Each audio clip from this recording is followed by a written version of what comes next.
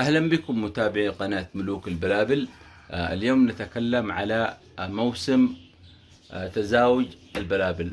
طبعا البلابل والكثير من الطيور لها مواسم محددة للتزاوج، فنلاحظ أن موسم تزاوج طيور البلابل يعتبر في فصل الربيع، يعني بعد انتهاء فصل الشتاء أو مع اعتدال الجو، يعني مع نهاية البرد ودخول الربيع.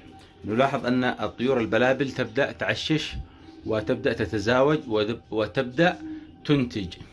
يعني نلاحظ الكثير من الطيور الصغيرة، طيور البلابل والفراخ، فراخ البلابل تنتشر خلال هذا الموسم، خلال موسم من الربيع إلى نهاية الصيف، يعني أو منتصف الصيف.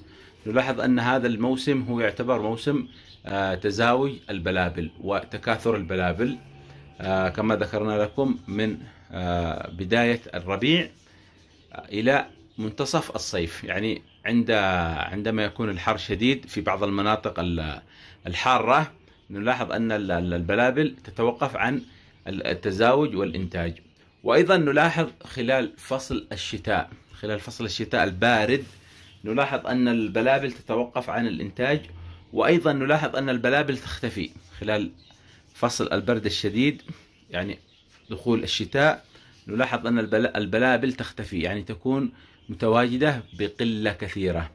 بعدها يبدأ التزاوج، موسم التزاوج، وخلال هذا الموسم، خلال موسم اعتدال الجو، نلاحظ أن البلابل تنتشر وتكون بكثرة، يعني متواجدة في الطبيعة بكثرة، بعكس موسم أو عكس موسم فصل الشتاء.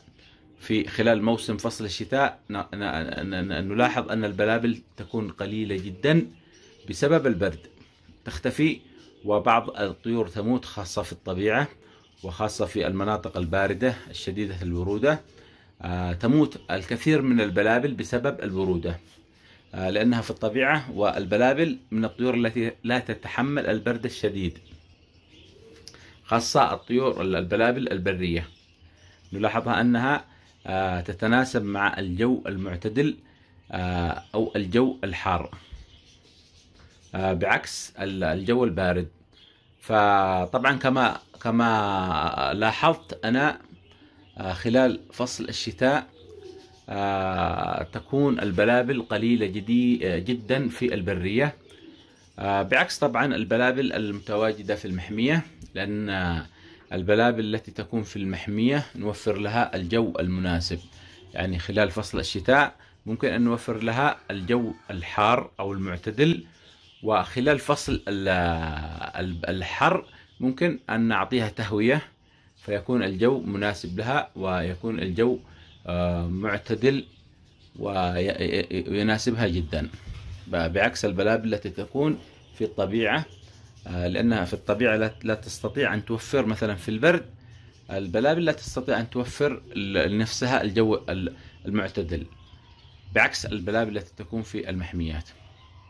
المهم، مختصر هذا الموضوع هو موسم أو موعد تزاوج وتكاثر البلابل هو من بداية الربيع، يعني يعتبر من بداية شهر 3 مارس إلى منتصف الصيف.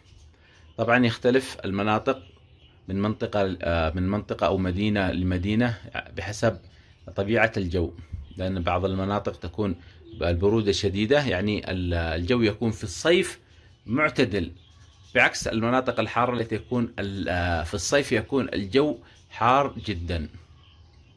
هذا، ونتمنى لكم الفائدة، وإلى اللقاء في مقطع قادم إن شاء الله.